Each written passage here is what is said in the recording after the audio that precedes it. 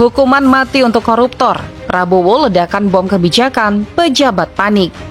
Suasana di Istana Negara mendadak mencekam saat Presiden Prabowo Subianto mengumumkan kebijakan paling kontroversial dalam sejarah pemberantasan korupsi di Indonesia. Saya akan melawan korupsi dengan sekeras-kerasnya dan dengan segala tenaga dan upaya yang bisa saya kerahkan tanpa pandang bulu.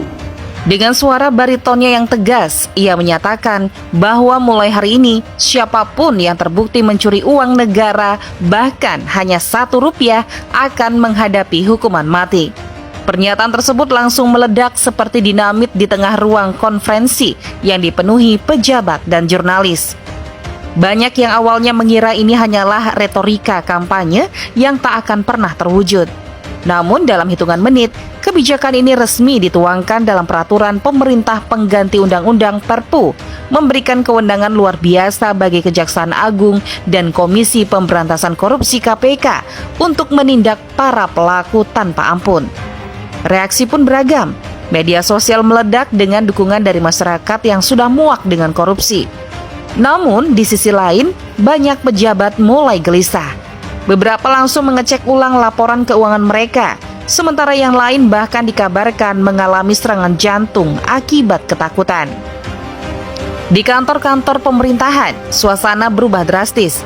Seorang kepala dinas di Jawa Tengah yang pernah menggelapkan dana operasional sebesar Rp3.750 untuk rapat fiktif mendadak didatangi petugas KPK.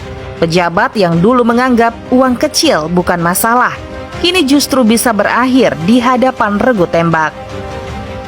Tak hanya di birokrasi, efek domino kebijakan ini mulai terasa di sektor usaha. Kontraktor mengeluh karena pejabat daerah kini terlalu takut menandatangani pencairan dana proyek. Di beberapa kementerian, para pegawai memilih menunda keputusan anggaran demi menyelamatkan diri, menyebabkan birokrasi yang sudah lambat menjadi semakin lumpuh. Di tengah kepanikan ini, beberapa kepala daerah mencoba meminta kejelasan hukum terkait batasan korupsi skala kecil. Namun hingga kini belum mendapat jawaban.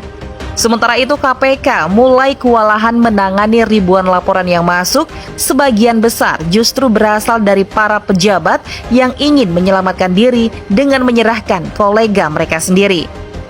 Indonesia kini memasuki babak baru dalam perang melawan korupsi. Namun, dengan kepanikan yang melumpuhkan pemerintahan dan ketakutan yang meluas di kalangan birokrat.